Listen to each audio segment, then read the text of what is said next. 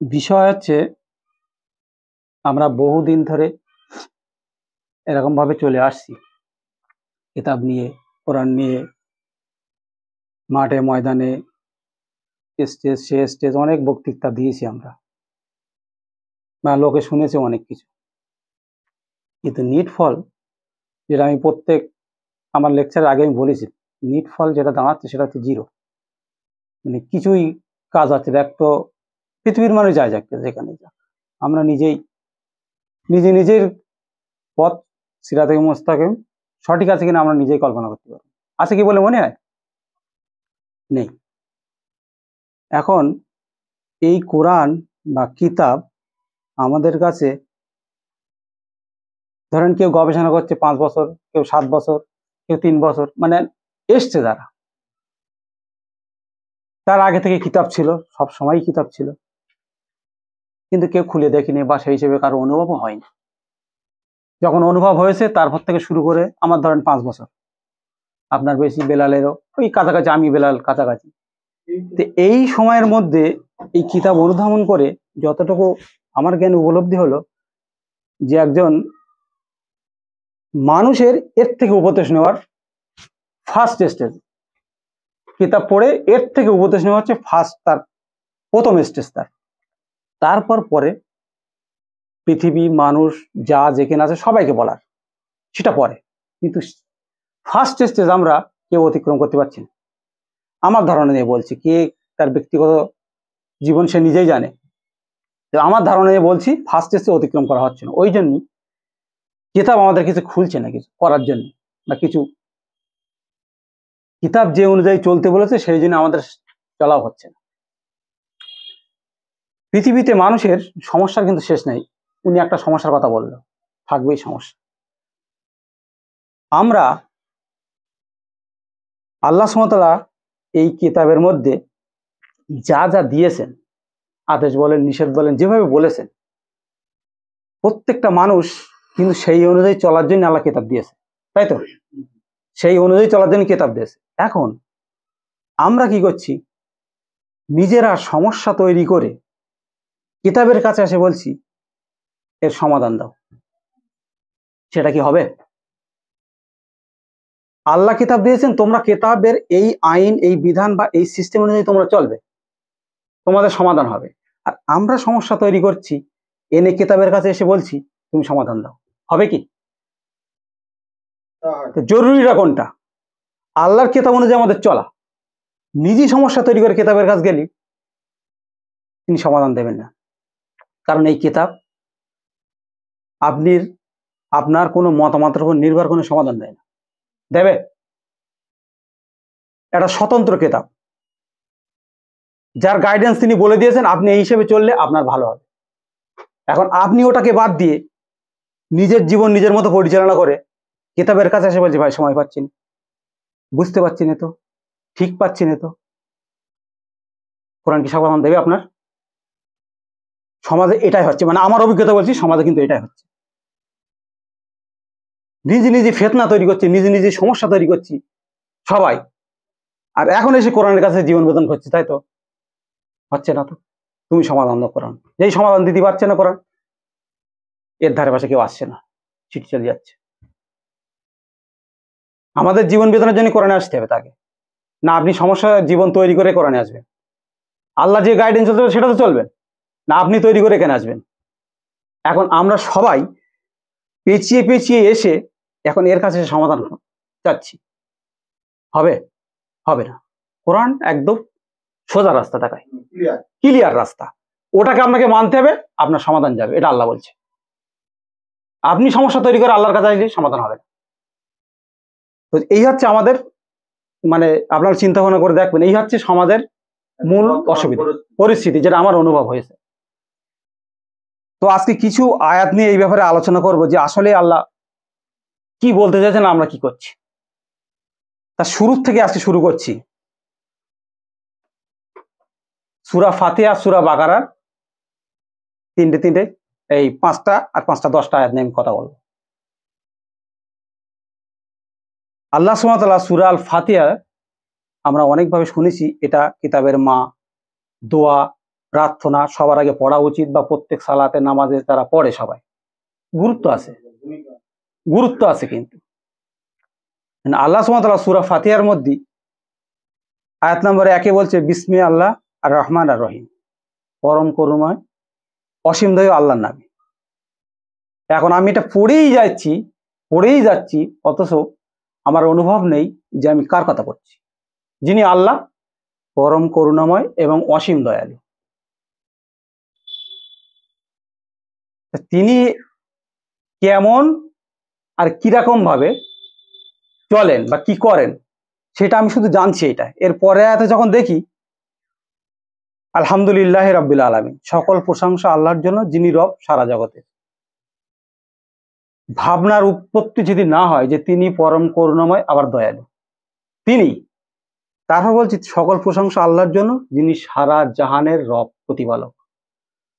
এই বিষয়টা আমাদের কি মনে দাগ কেটেছে কোনোদিন? প্রশংসা তার মানে আর পৃথিবীতে কারোর কিছু নেই, আমার নেই, আপনার নেই, আর কারোর কিছু নেই, পৃথিবীতে কারোর কিছু নেই, সব কিন্তু নিস্তব্ধ। যিনি বিশ্ব জাহানের প্রতিপালক, শুধু আমাদের পৃথিবীর না, আমি সায়েন্সে যাচ্ছি না, পৃথিবীর না তো বিশ্ব জাহান কি কি আছে ও বিষয়ে যাচ্ছি না, পুরো জাহানের প্রতিপালক তিনি, এনি টাইম ছিলেন, এখন আছেন, পরেও থাকবেন, ইনি হচ্ছে প্রতিপালক। এটা যদি ছেড়িয়ে যায় তাহলে আর সমর্পণের কোনো জায়গা থাকে না। তাহলে আমাকে নিজেকে বিভিন্ন রকম মনে হবে, আমার কোম্পানিকে মনে হবে, আমার বড় গার্জেনারকে মনে হবে, পৃথিবীতে বহু লোকের বহু কিছু মনে হবে, যদি এই স্রষ্টার এই আয়াত আমি না বুঝতে পারি। প্রশংসা তিনি, কৃতজ্ঞতা তার, আর কিছু নেই। তাহলে আমি যেখানে বান্দা এসে পরিণত হয়েছি, পৃথিবীর কারোর কোনো কিছু নেই, আর নিজেকে সমর্পণ করতেই হবে। পরে আয়াতে আল্লাহ বলছে অশেষ করুণাময় পরম দয়ালু আর রহমান আর রহিম। এই রহমান কিন্তু তিনি সবার জন্য, আর রহিম কিন্তু সিলেক্ট আছে কিছু। আর রহমান পৃথিবীতে যার করুণা ছড়ানো আছে, কিন্তু সবাই দেখলে উপলব্ধি করতে পারেন যে তার করুণা ছাড়া পৃথিবীতে কিছুই হয় না। হয় কি? এই যে দেখতে পাচ্ছেন যে পৃথিবীটা তৈরি হয়েছে, এটা কি এমনি এমনি হয়েছে নাকি? আর এটা তৈরি করার সময় কি আপনার আমার বা পৃথিবীর যারা যারা দার্শনিক সায়েন্টিস্ট আছে এদের কি কেউ পরামর্শ নিয়েছিল? আল্লাহ এদের পরামর্শ নিয়েছিল? আজকে তো আমরা সবার পরামর্শ নেই পৃথিবীতে, এই কোরআন মানা যাবে কিনা, এই পথে চলা যাবে কিনা, ওই পথে চলা যাবে কিনা, সবার পরামর্শ নেই না? এই যেখানে আপনি বাস করছেন আর আপনিও এসছেন, এই পৃথিবী তৈরি করার সময় আপনার তো ডাকেনি, ডেকেছে? আপনার দার্শনিক ডেকেছে? আপনার ওস্তাদের ডেকেছে? আপনার বড় বড় কোম্পানি মালিক যাদের সাথে আপনি ডিল করেন বা বিরাট বিরাট পাওয়ার যাদের, তাদেরকে ডেকেছে আল্লাহ? কাউকে ডাকেনি। তিনি রহমান করুণাময়, তিনি নিজের ইচ্ছাকৃত নিজের স্রষ্টায় নিজের জ্ঞানে জ্ঞানান্বিত হয়ে পৃথিবী তৈরি করেছে, এই বিশ্ব জাহান তৈরি করেছে। ভাবার বিষয়টা, ভাবার বিষয়টা না ভাবনা ছাড়া কোরআনে প্রবেশ করতে পারবো না, আমরা কাজ করতেই পারবো না আমরা। পরে তিনি বিচার দিন মালিক ইয়াউমিদ্দিন, অধিপতি এমন একটা দিনের বিচারের দিন, একে লিখেছে বিচারের দিন, এক সেন্সে ঠিক আছে, এটা কর্তৃত্বের অধিপতি তিনি দুনিয়াতে এবং পরকালে, এখানকার কর্তৃত্বের অধিকারী তিনি কিন্তু। আর ইয়াউমিদ্দিন বিচারের দিন যারা বলে, বা শেষ বিচারের দিন, অধিপতি কিন্তু তিনি, স্রষ্টা তিনি, মানে সবকিছু তৈরি করেছেন তিনি, মানে এখানে তার কর্তৃত্ব আছে, আখিরাতে পরকালে কর্তৃত্ব তারই আছে। এখন এই কর্তৃত্ব যদি তার থাকে তাহলে আপনি ইবাদতের জন্য কার কাছে যাবেন? গোলামি করার জন্য কার কাছে যাবেন? কার কথা শুনবেন? তিনি তো সেইটাই বলছে, ইয়্যাকা না'বুদু ওয়া ইয়্যাকা নাস্তাঈন, আপনারই শুধু আমরা ইবাদত করি, গোলামি করি, দাসত্ব করি, আইন মানি, আপনার কাছে সাহায্য চাই। এখন আমরা এই কথাটা বলে বলে আমাদের মুখে হয়ে গেছে, আপনারই ইবাদত করি, করিনি বলো কেউ? আপনারই আমরা ইবাদত করি সবাই বলে, তারপরে বলছে আপনার কাছে সাহায্য চাই। তাহলে ইবাদত, দাসত্ব, গোলামি, আইন যদি মানা হয় তাহলে সাহায্য কার লাগবে? নিজে নিজে সাহায্য নিলে হবে না, কিন্তু আমি আপনার বলে দিলে কোনো সাহায্য হবে না। আপনার ইবাদত, গোলামি, দাসত্ব, আইন মানার জন্য সাহায্য কার লাগবে? আল্লাহর। আপনার নিজের সাহায্য হবে না, আমরা সব নিজের সাহায্য তৈরি করে নিয়েছি যে এই পথ ওই পথ এটা পথ, যার জন্য আজকে 36 কোটি দল হয়েছে আর কি। 4300 ধর্ম হয়েছে পৃথিবীতে আজকে, টোটাল 4300 ধর্ম, তার মধ্যে একটা ইসলাম একটা ধর্ম আর কি। অ্যাকচুয়ালি ইসলাম কোনো ধর্ম না। তাহলে ইবাদত করতে হলে আল্লাহ সাহায্য লাগবে, কিন্তু আমরা কিন্তু নিজে সাহায্য খুঁজতেছি, যার জন্য আমাদের পা পিছলে যাচ্ছে। কি তাই কি মনে হয়তো নাকি? সেই আল্লাহর গোলামি করতে গেলে, সেই স্রষ্টার হুকুম পালন করতে গেলে, আইন মানতে গেলে সেই স্রষ্টার সাহায্য লাগবে, যার জন্য বলছি আপনার কাছে সাহায্য চাই, তাই তো? তারপরে বলছি যে আমাদেরকে পথ দেখান সরল সঠিক, ইহদিনাস সিরাত আল মুস্তাকিম, আমাদেরকে সরল সঠিক পথ দেখান। আচ্ছা, আমরা বলছি বা আমি বলছি বা পৃথিবীর সবাই বলছে। আচ্ছা, মোটামুটি 200 কোটি লোক তো খ্রিস্টান আছে, তার মধ্যে 160 কোটি 70 কোটি কোটি মহামেডান যারা মুসলমান বলে, মানে লিখিত আর কি আজকে। এরা তো প্রতি বক্তব্যে আমরাও বলে এসছি একসময় যে ইহদিনাস সিরাত আল মুস্তাকিম, আমাদেরকে সরল সঠিক পথ দেখাও। বলি আল্লাহর কাছে এই কথা, আর পথ খুঁজি কার কাছে? পথ খুঁজি কার কাছে? আরে না, মাহবুদ তো বাদ দেয়, পথ খুঁজি আমাদের নিজের মতো করে। পথ দেবেন কে? আল্লাহ স্রষ্টা, তিনি তো পথ দেবেন। আবার আমরা পথ খুঁজি বলছি এই কথা যে আমাদেরকে সরল সঠিক পথ দেখান, কিন্তু পথ খুঁজছি অন্য জায়গায়। তাহলে পথ দেবের মালিককে আল্লাহ, এটা কেউ চায় না আল্লাহর কাছে। তিনি যদি পথ না দেন, তিনি সিরাতাম মুস্তাকিম, পথ তিনিই দিতে পারেন, আর কেউ দিতে পারেন। পৃথিবীতে কার দেওয়ার ক্ষমতা? আমরা যতবার বলছি যে আল্লাহ পথ দেখান আমাকে, কিন্তু পথ চলছি নিজের মতো। তা সেই পথে কি সফলতা আসবে? আল্লাহর কথা সফলতা আসবে না। সেই পথে যাদেরকে আপনি অনুগ্রহ দান করেছেন, এবং তাদের পথ নয় যাদের অভিশপ্ত এবং যাদের উপরে পথভ্রষ্ট বা গজবপ্রাপ্ত, যেটা এখানকার অনুবাদে আছে। তাহলে সেই পথে যাদেরকে আপনি অনুগ্রহ দান করেছেন, আমরা চাচ্ছি সেই পথ যাদেরকে অনুগ্রহ কাদের দান করেছেন? ফার্স্ট স্টেজ আছে নবী রসুল। এখন নবী রসুলের সিরাত, সেই পথ যদি আমাদের দেখায়, গাছির কেউ জায়গায় গিয়ে ধাক্কা খেয়ে চলে আসতেছে। আমরা চাচ্ছি সেই পথে যাদেরকে আপনি অনুগ্রহ করেছেন, আমাদের সেই পথ দেন। কারণ আমি সেই পথ দেন বলি তো আল্লাহর কাছে চাই, আর তিনি যদি দেন আমি নীতিরাজি। আমি না, আমরা নীতিরাজি না। যাদেরকে তিনি অনুগ্রহ করেছেন সেই পথটা আল্লাহ কোরআনের মধ্যে বলেছে অনুগ্রহ কাদের করেছে। এখন কোরআন যদি কারো পছন্দ না হয়, তাহলে হাজার হাজার কিতাব দেখতে হবে যা বিশ্বে আছে, তাই না? কোরআনের কাছে যদি সমাধান না পায়, হাজার হাজার কিতাব।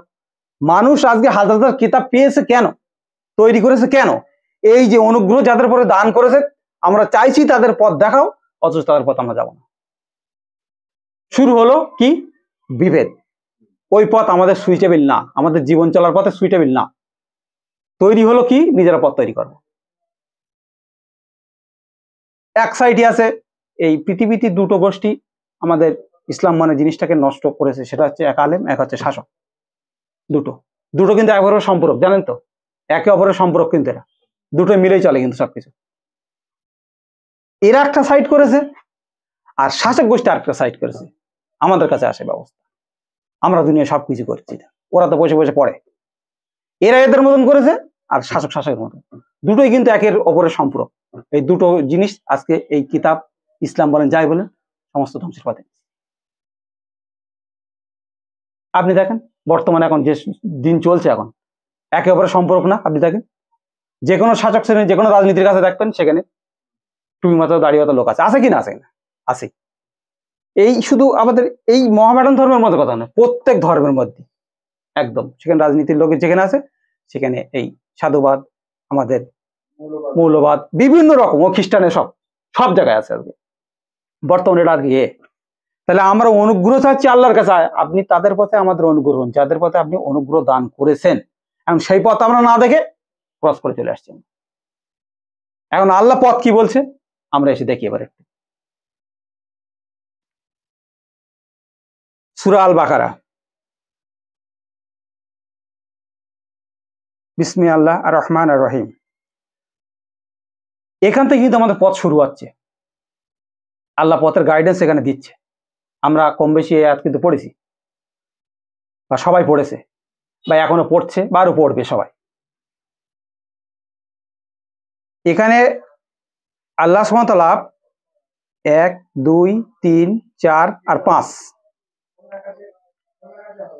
এই 5টা আয়াত এমন ভাবে সিলেকশন করা আছে, প্রত্যেকটা আয়াত একটার সাথে আরেকটা কানেক্টেড। একটা ছাড়লে আরেকটা বাদ যাবে, একটা ছাড়লে আরেকটা বাদ যাবে, এমন ভাবে আয়াতগুলো সাজানো আছে, যেটা আমার উপলব্ধি হয়েছে আমি বলছি। আল্লাহ সুবহানাহু ওয়া তাআলা সূরা বাকারার আয়াত নম্বর 1 বলছি, আলিফ লাম মিম, এটা একটা হরফ, এটার মাধ্যমে বিভিন্ন রকম মানুষ বিভিন্ন রকম মন্তব্য করেছে। আসল কথার রহস্যই, আসল জিনিসটাই কি, সেই মাধুর্য আমরা কেউ নিতে পারি। এটা একটা এর মাধ্যমে একটা বাক্য তৈরি হয়, একটা ওয়ার্ড, একটা বাক্য তৈরি হয়, একটা ওয়ার্ড তৈরি হয়, একটা সেন্টেন্স তৈরি হয়। এই ওয়ার্ডগুলো দিয়ে আলিফ দিয়ে একটা কিছু ধরে বাক্য তৈরি হলো, তাতে ওয়ার্ড হলো, ওই ওয়ার্ড হলো তার বাক্য হলো, তার মধ্যে একটা পরিপূর্ণ একটা জিনিস সাজানো হলো। অ্যাকচুয়ালি এটাই আমরা যদি উপলব্ধি করি তাহলে আমার উপকার হবে। আর বাকি রহস্য কথা বাদ দেন, এই রহস্য আমাদের নিয়ে কোনো এ করা লাভ নেই। বিভিন্ন রকম আল্লাহ জানতে পারে অনেক কিছু, আমাদেরও জেনে লাভ নেই। তা এইগুলো দিয়ে একটা ওয়ার্ড আসে, ওয়ার্ড থেকে একটা সেন্টেন্স বা বাক্য তৈরি হয়, বাক্যর পরে আপনার একটা সাজিয়ে গুছিয়ে একটা জিনিস তৈরি হয়, যেটা উপলব্ধি করার মতো আমাদের একটা ভাবার তৈরি, যেটা আমরা উপলব্ধি করতে পারি। এই হিসেবে আমাদেরকে এটা পড়া উচিত, যেটা আমার উপলব্ধি হয়ে যায়। তা আল্লাহ সুবহানাহু ওয়া তাআলা বলছে আয়াত 2-তে, জালিকা আল কিতাবু লা রাইবা ফি হুদাল লিল মুত্তাকিন। এর অর্থ বাংলা আমরা সবাই কম বেশি জানি বা পড়েছি, সবাই জানি কম বেশি। যেটা বলা এটা সেই কিতাব, তার মধ্যে কোনো সন্দেহ নেই, সৎপথ নির্দেশ লিল মুত্তাকি, মুত্তাকিদের জন্য। এখন আমরা ধরেন এইটাই কিতাব, আল্লাহ সুবহানাহু ওয়া তাআলা এখানে বলছে এটা সেই কিতাব, জালিকা মানে এটা সেই বলছে, কিন্তু এটা কিন্তু হাজা বলেনি। কেন হাজা কিতাব আছে কিন্তু কোরআনের মধ্যে আছে, কিন্তু হাজা মানে এইটা, আর জালিকা মানে কিন্তু সেটা। সেইটা মানে দূরবর্তী, মানে সেখান থেকে এসছে, যেটা আয়াত সূরা ফাতিহার 2 নম্বর আয়াতে বললাম, আলহামদুলিল্লাহি রাব্বিল আলামিন, সমস্ত প্রশংসা আল্লাহর জন্য, যিনি বিশ্ব জগতের স্রষ্টা, প্রতিপালক, মেকার, তৈরি করা।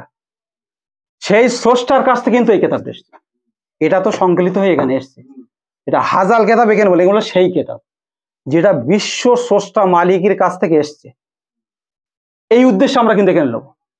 হাজাল কিতাব কিন্তু এটা কেন বলিনি আল্লাহ, কেন হাজাল মানে এই কিতাব, এটাও আল্লাহ কোরআনের মধ্যে বলেছে। বলো তাহলে জালিকা মানে সেটা যেটা বিশ্ব ব্রহ্মাণ্ড থেকে এসছে, অনুধাবন এখান থেকে করতে হবে। কিন্তু বিশ্ব স্রষ্টার কাছ থেকে, যিনি পৃথিবীতে পরিচালিত করেন, পৃথিবী তৈরি করেছেন, পৃথিবী সৃষ্টি করেছেন, পৃথিবী পরিচালনা করেন, এবং এই পৃথিবী ধ্বংস হয়ে পৃথিবীর পরে তারপরে জীবন আছে, এমন স্রষ্টার কাছে এই কিতাবটা এসছে। আল্লাহ এখানে জালিকা ব্যবহার করেছে এই জন্য, এটা সেই স্রষ্টার কাছ থেকে এসছে। হাজাল কিতাব এটা আছে কিন্তু কোরআনের মধ্যে অনেক জায়গায়। তাহলে জালিকা মানে সেই স্রষ্টার কাছ থেকে এটা এসছে, এর ভিতরে কোনো সন্দেহ নেই। কিন্তু পৃথিবীতে যদি বিশ্লেষণ করা হয় তাহলে সন্দেহযুক্ত কিতাব হচ্ছে এইটাই এখন মানুষের কাছে। কারণ আল্লাহ বলছে এটা সন্দেহ নেই, তার মধ্যে কোনো, আল্লাহ বলছে তো নাকি, আল্লাহ বলছে সন্দেহ নেই, তাহলে একটা কিতাবই যথেষ্ট, একটা পথই যথেষ্ট, একটাই যথেষ্ট। তো আমরা এখানে 8 জন আছি, একটা সিপরে 8 জনের 8 জন রকম মত, এখানে এটা ধরে নেন আর কি, একত্র হওয়ার জন্য আমি যেটা বলছি আর কি। 8 জন এখানে 8 জনের মতন মত হবে, এখানে 8 জন বলবেন, কিন্তু 8,000 কোটি লোক আছে, 8,000 মত আছে, আছে কিনা? আল্লাহ বলছে এটা সেই স্রষ্টার কাছ থেকে এসছে, এমন একটা গ্রন্থ, কিতাব, কিতাব তো এটাই। আসল কথা, কিতাব হচ্ছে স্রষ্টার দেওয়া, তিনি একটা জিনিস লিখে দিয়েছেন সংগ্রহ, মানে একত্রিত করে, কিভাবে কি হয়েছে না হয়েছে, কোন নবীর কি হয়েছে, সৃষ্টি করেছেন কিভাবে, কিভাবে প্রতিপালন করেন, কেমন করে তোমাদের আইন মানতে হবে, কেমন করে এই আইন অনুযায়ী কি হবে, এইগুলো সংশ্লিষ্ট করে একটা জিনিস করে আল্লাহ সুবহানাহু ওয়া তাআলা নাম দিয়েছেন কি কিতাব। এটা কিন্তু আর 10টা কিতাবের মতন না, পৃথিবীতে আর হাজার হাজার কিতাব আছে, সেই কিতাবের মতন না, কিন্তু সেই সোর্সে এটা দেখবেন না। কিন্তু আসল কথা আমরা সেই সোর্সে দেখি এটা, যে অন্যান্য কিতাবের মতো এটা জালিকা সেখান থেকে এসছে। আল্লাহ সেখানে গ্যারান্টি দিয়ে বলছে, এতে কোনো সন্দেহ নেই। তাহলে তিনি পথ বলে যাচ্ছে, এতে কোনো সন্দেহ নেই। তা আমরা কিন্তু ঢুকবো কি করে? ঢোকার আগেই মনে করতে হবে যে এটা কোনো সন্দেহ নেই, যা আমার সামনে পড়তে যাচ্ছে এতে কোনো সন্দেহ হবে না, কিন্তু পথটা সিরাতুল মুস্তাকিম, তাই তো? আমার সামনে যা আসবে, যা ঘটবে, যা কিছু হবে সেটাই কিন্তু ঠিক। যেটা বলেছেন গাইডেন্স সেটাই করব, সেটা কিন্তু ঠিক, তাতে কোনো সন্দেহ আসবে না। এই সন্দেহ থেকে মাসলা তৈরি হয়, মাসলা থেকে দল তৈরি হয়, দল থেকে বিভিন্ন রকম গ্রুপ তৈরি হয়েছে। আল্লাহ বলছে এটা সেই কিতাব, এর মধ্যে কোনো সন্দেহ নেই। এখন ঢোকার মুখী বলছে কোনো সন্দেহ নেই, আমরা ঢুকেই সন্দেহ তৈরি করছি। আপনি বলছেন এটা হবে না, উনি বলছে এটা হবে না, তাহলে আল্লাহর কথার বিরুদ্ধে যাবো কিনা? আমরা বিরুদ্ধে যাচ্ছি কিনা? সন্দেহ নেই এর মধ্যে কোনো, যা বলবে সেটাই, ওটাই শেষ কথা, কোনো মতবাদ নেই, কিছু মতবাদ নেই একদম। তাহলে আমরা কিন্তু এক হতে পারবো না, তো পৃথিবীতে কেউ এক হতে পারবে না। নবী রাসূল এইভাবে এক হয়েছে, যা বলেছেন তাই, ওটাই। আমার একটা খুব আক্ষেপ লাগে একটা কথায়, শুনেছি, একটা বই পড়েছি, আলেমদের মতানৈক্য আমাদের কর্তব্য। আহলে হাদিসের বই আছে এরকম, আলেমদের মতানৈক্য আমাদের কর্তব্য, মানে মতানৈক্য ওরা করবে আর আমাদের কি দায়িত্ব আছে, বুঝতে পেরেছেন তো? এই কোরআন পড়ে তারা বই লিখেছে, এটা এই কিতাব পড়ে কি আর বই লেখার কোনো জায়গা আছে? কিছু কিছু আছে, কিছু জায়গায় বই লেখা, কোনো সন্দেহ নেই এর মধ্যে ঢুকছি, মানে এর মধ্যে কোনো সন্দেহ নাই। সৎ পথ হুদান, একেবারে সঠিক, সঠিক ঠিক না, উনি ঠিক, এরা ঠিক, সবাই ঠিক, পৃথিবী সবাই ঠিক বলে, দাবি করে বিভিন্ন রকম ভাবে, কিন্তু আল্লাহ দেখাচ্ছে হুদান, একেবারে নির্ভুল সঠিক। বোঝা গেল ব্যাপারটা? নির্ভুল সঠিক, কোনো 0% কোনো ভুল নেই। বিশ্বাসটা এভাবে মানতে হবে, 0% কোনো ধারণাই আসবে না যে এর মধ্যে ভুল আছে। তাহলে ঢোকার পথে হুদান, সঠিক, একেবারে সঠিক।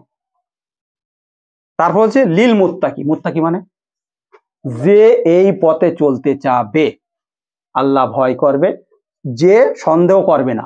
প্রথম কথা, তার কোনো সন্দেহ হবে না, যা বলতে যাচ্ছেন, যা আল্লাহ আমাদের কাছে উপস্থাপন করতে যাচ্ছেন, তাতে কোনো সন্দেহ হবে না, আগে জেনে নিতে হবে, তাতে কোনো সন্দেহ হবে না।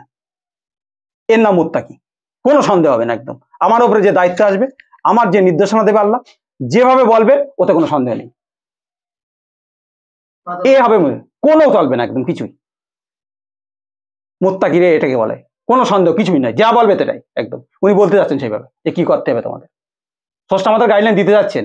তারপরে তাহলে মুত্তাকি কারাবে, আল্লাহ ভীরু, যা বলবেন তাই, কোনো এদিকেও না, ওদিকেও না, এদিকেও না, কোনোভাবে কোনো মারপেছে কোনো জায়গা নেই, কিছুই নড়চড় করা যাবে না।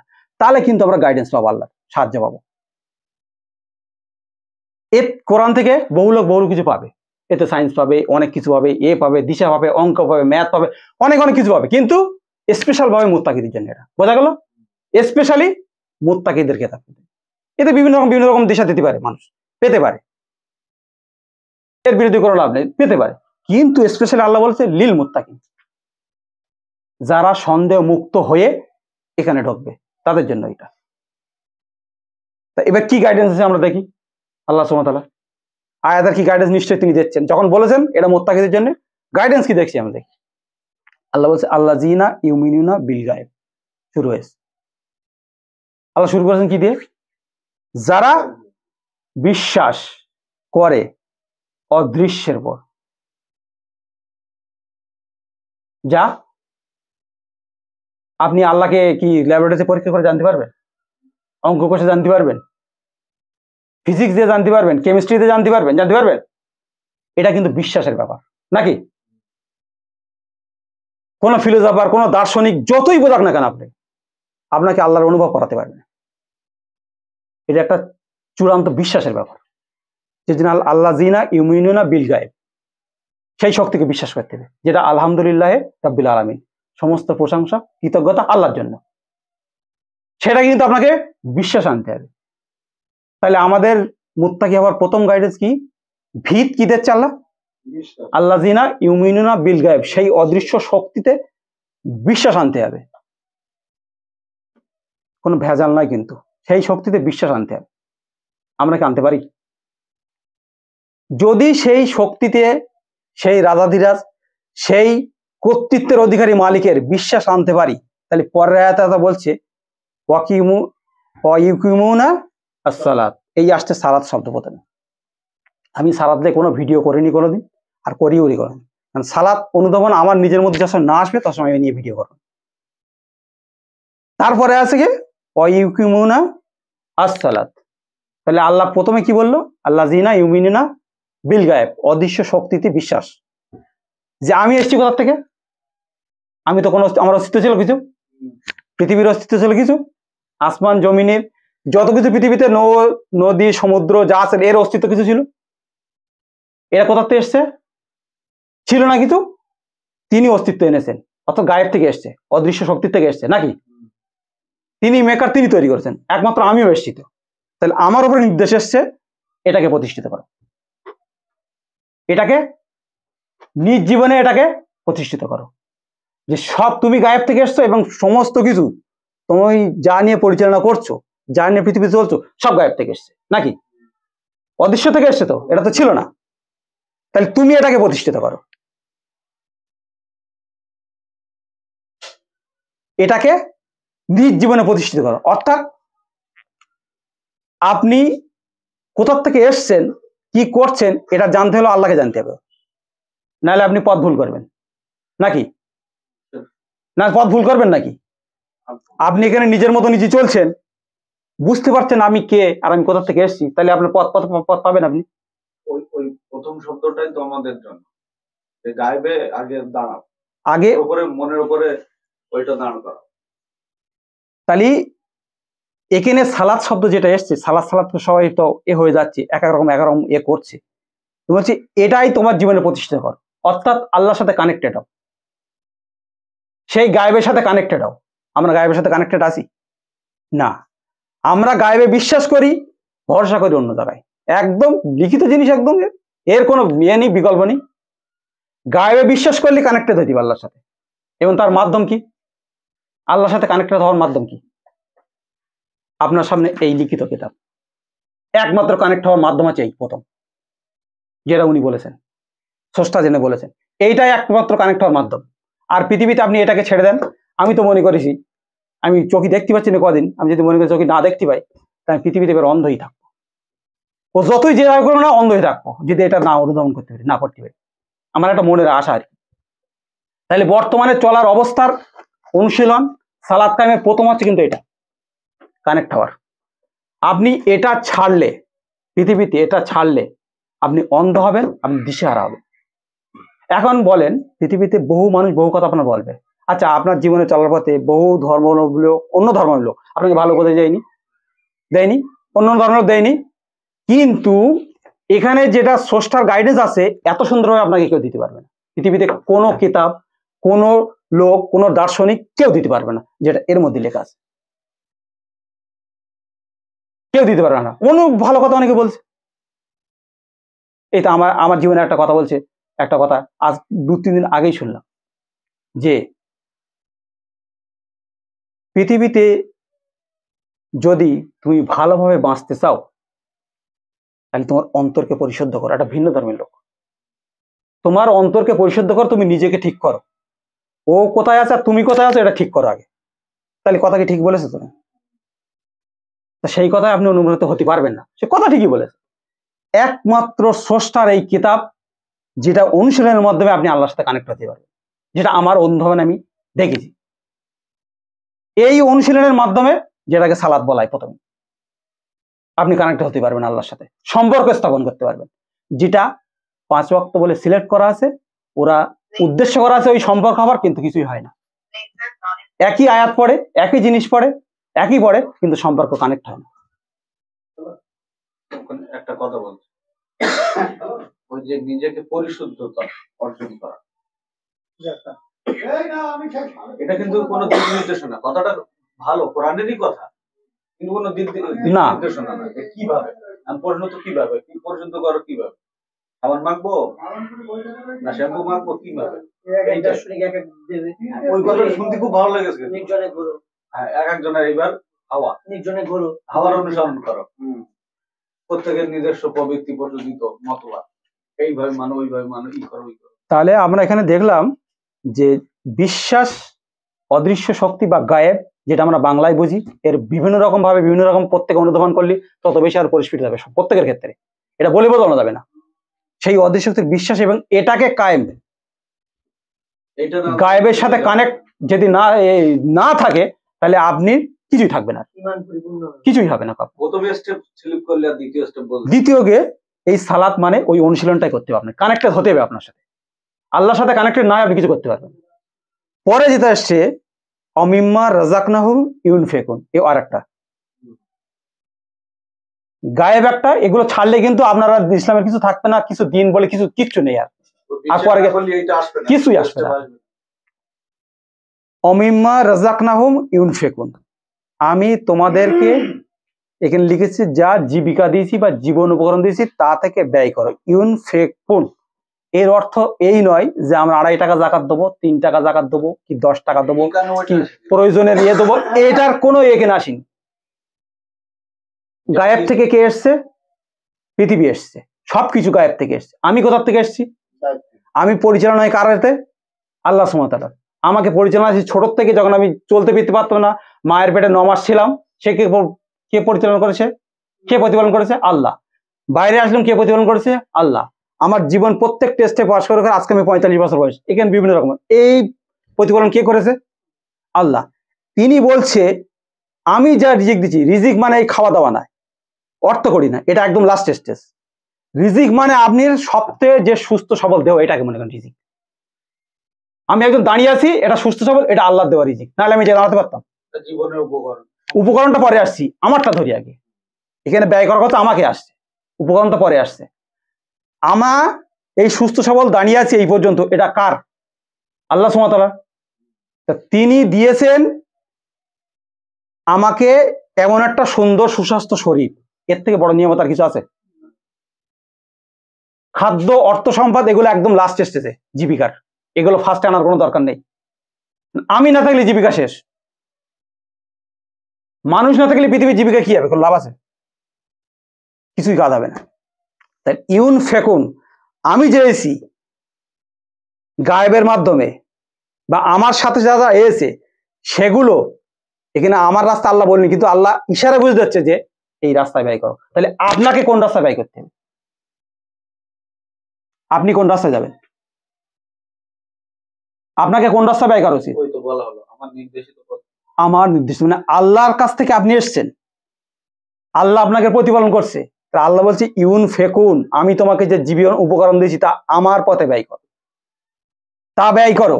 এখন আপনি ব্যয় করছেন অন্য পথে, টাকা দিচ্ছেন জাকাত, অমুক তমুক 7-17, কোনোদিন গ্রাহ্য হবে না ওটা। আল্লাহ এখানে সবার কথা বলেছেন। আমার এই একটা কথা শুনেছি মনে আগে, যে তুমি কোন পথে আয় করছো আর কোন পথে ব্যয় করছো, দুটোর কথা হবে, ঠিক আছে? তাহলে আমার পথ রয়েছে ভুল, আমি এখানে এসে জাকাত দিচ্ছি, খুমস দিচ্ছি, অমুক দিচ্ছি, তমুক দিচ্ছি, ওটাকে আল্লাহ গ্রহণ করবে?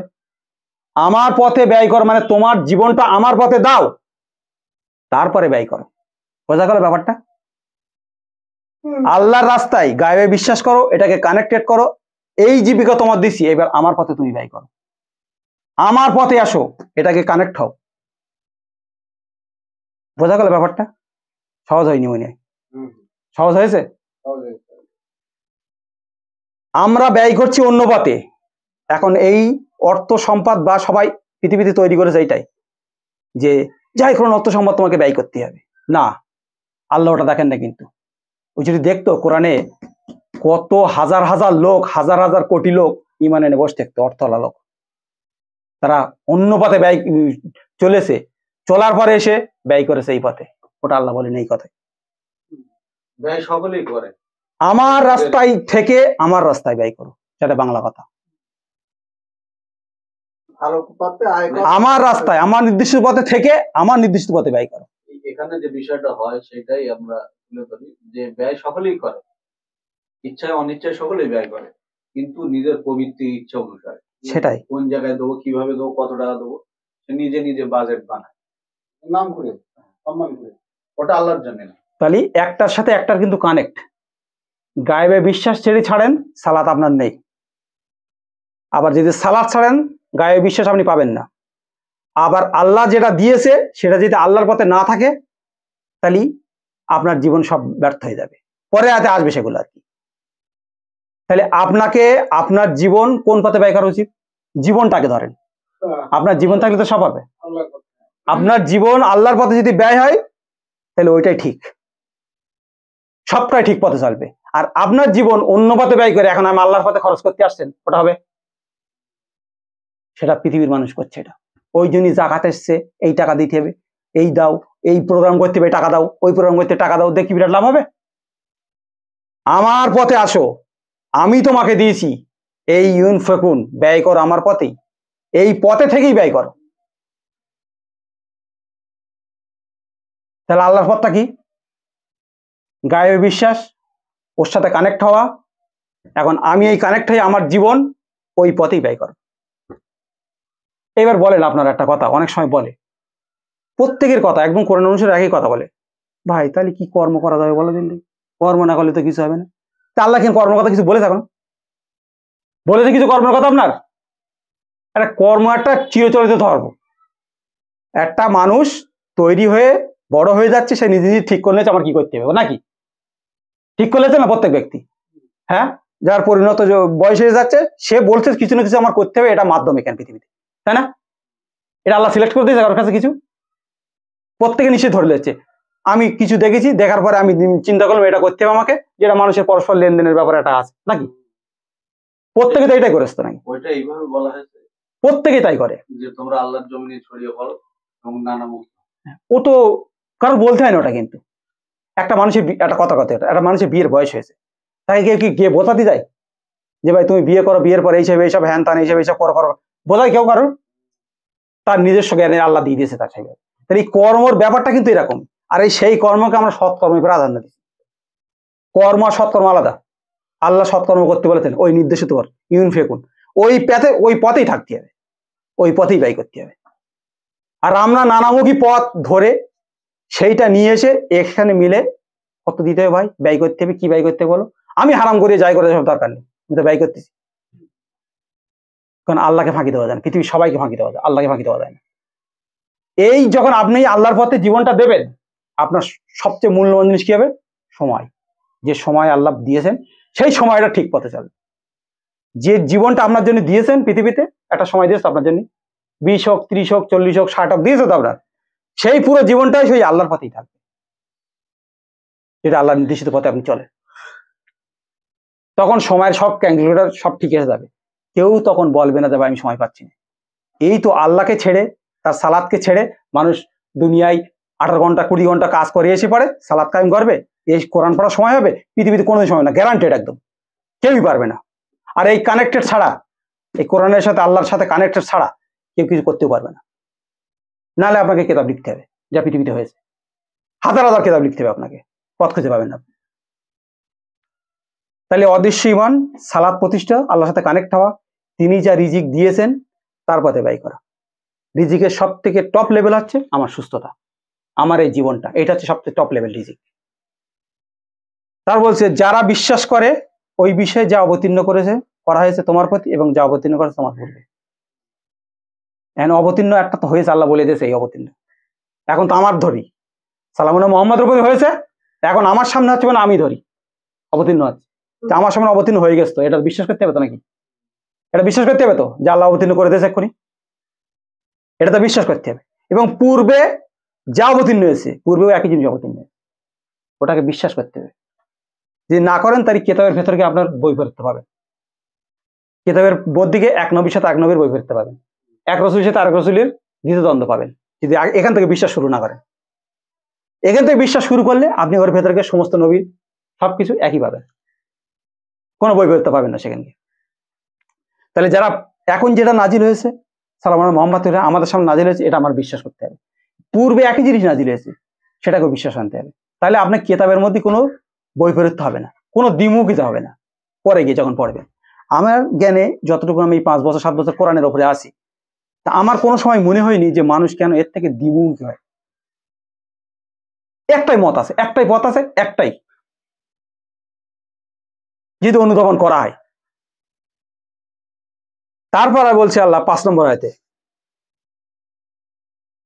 এই 4 নম্বর আয়াতে লাস্টে এটা বলা হয়নি, যা অবতীর্ণ হয়েছে তোমার প্রতি, যা অবতীর্ণ হয়েছে তোমার পূর্বে, এবং অবিল আখিরাতে হুম ইউকিনুন।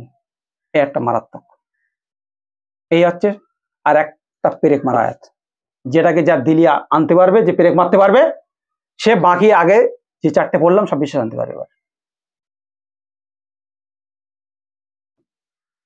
আখিরাতের প্রতি এখানে বলো বিশ্বাস বলেনি, বলো কি বলেছে? ইউকিনুন। আল্লাহ কিন্তু ঘুরিয়ে পেঁচিয়ে কথা বলেন না, আল্লাহ সোজাসুজি কথা বলেন, বোঝার মতো কথা বলেন, বুঝিয়ে দেওয়ার মতন কথা বলেন। তিনি হচ্ছে হিকমতওয়ালা হাকিম। তিনি এখানে বিশ্বাস কথা বলতে পারতেন, তিনি বলছেন কি ইউকিনুন, মানে নিশ্চিত বিশ্বাস। আখিরাতের প্রতি নিশ্চিত বিশ্বাস, না কোনো খামতি থাকবে না। তা আখিরাতের প্রতি নিশ্চিত বিশ্বাস মানে আপনার জীবন এখানে যাই হোক না কেন, যাই হোক না কেন, কিছু এসে যায়, কিছু এসে যায়, আসলে মানে নিশ্চিত বিশ্বাসী না, কিচ্ছু এসে যাবে না। তাহলে দুটো, হয় নিশ্চিত বিশ্বাস না বিশ্বাসে নিশ্চিত, কোনটা? দুটো একে অপরের সম্পূরক। বিশ্বাসে নিশ্চিত না নিশ্চিত বিশ্বাস? নিশ্চিত বিশ্বাস। আল্লাহ কিন্তু এই কেতাবে ঢোকার রুট ওয়ার্ড বলে দিয়েছে, কিন্তু এরপরে যখন যাবেন আপনি কোনো দিশা পাবেন না, কেউ কোনো দিশা পাচ্ছেও না।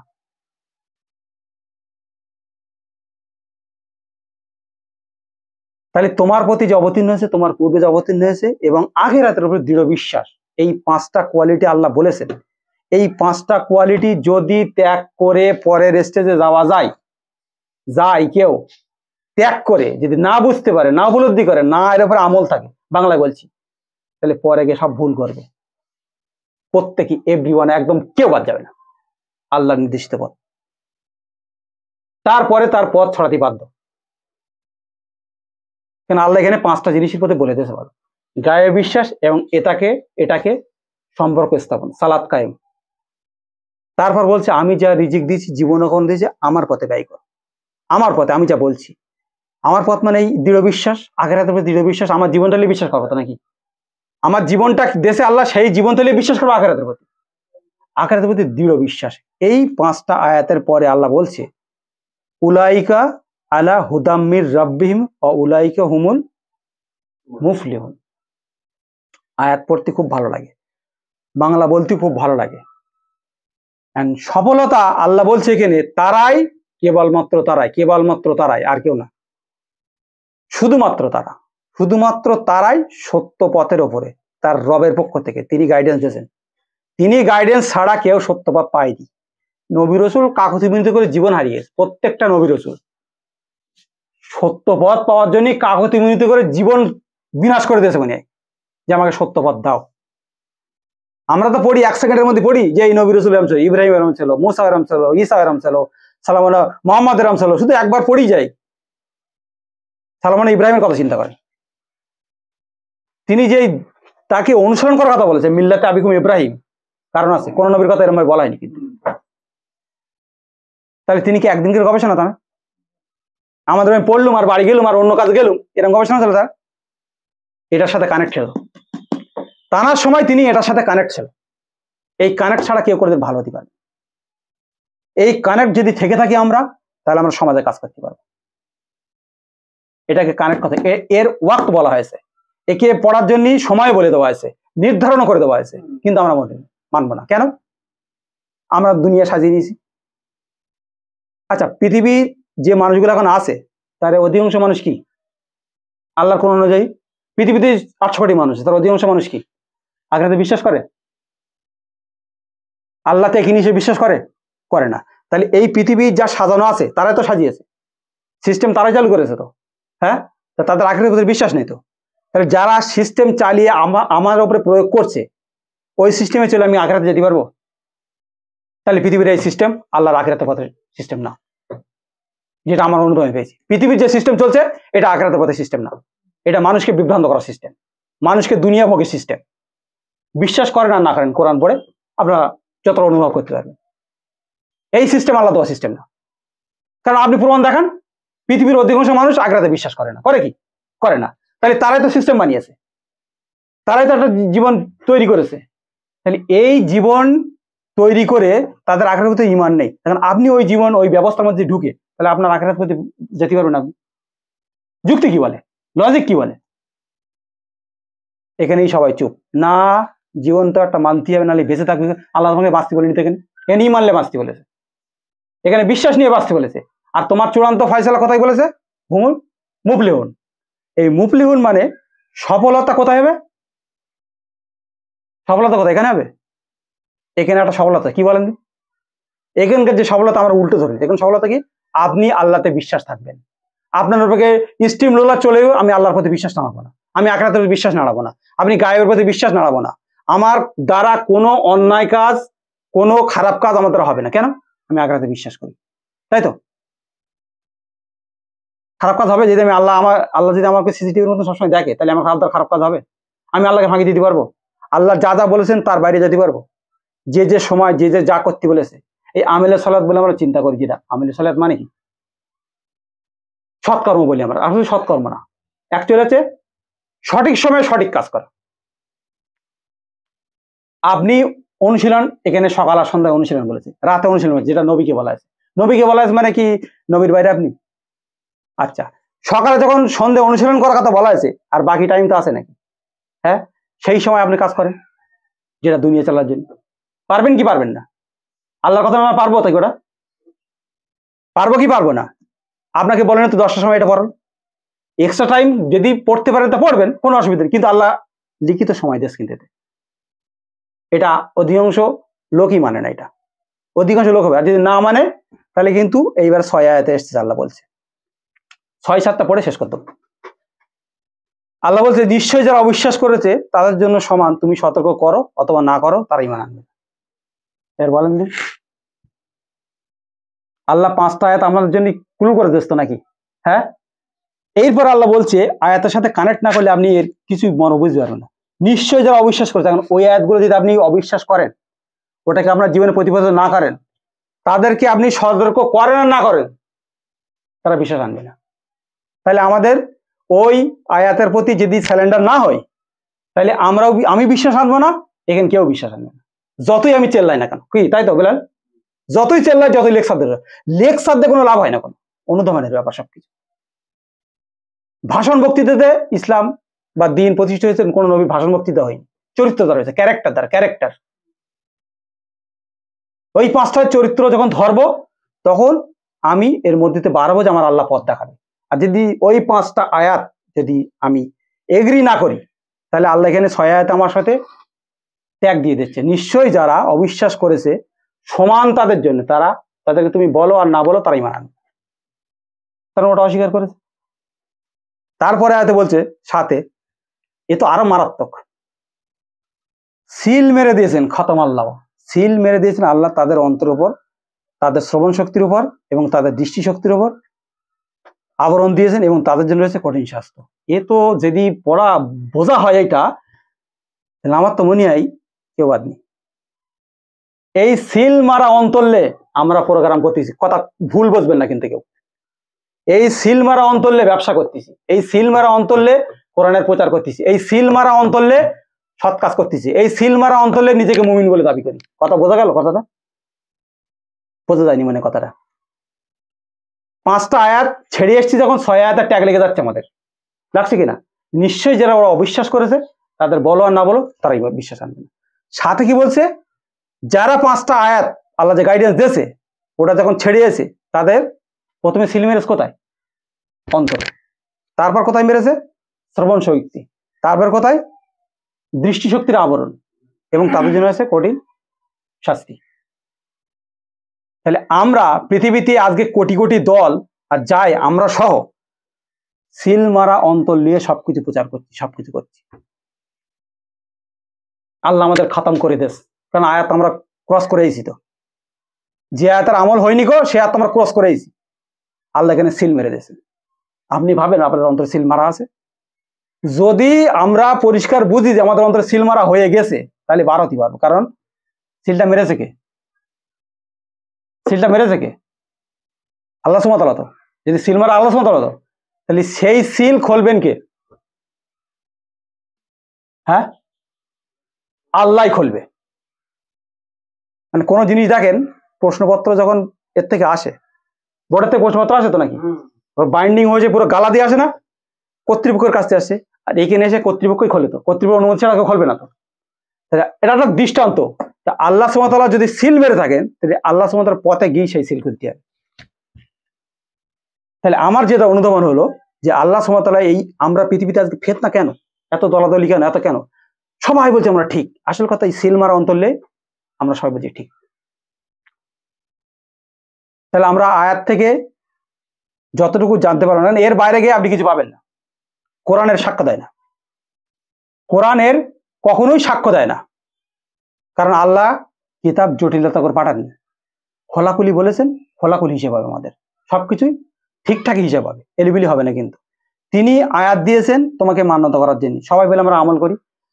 এই 5টা আয়াতের আমল আমি যেটা বলছি, আমি শুরু মানে আমার জীবনের এই 5টা আয়াত আমার অঙ্গীকার, আমি এইটা পার না করে অন্য জায়গায় যেতে পারবো না, যেটা আমি অঙ্গীকারের মধ্যেই আবদ্ধ হব।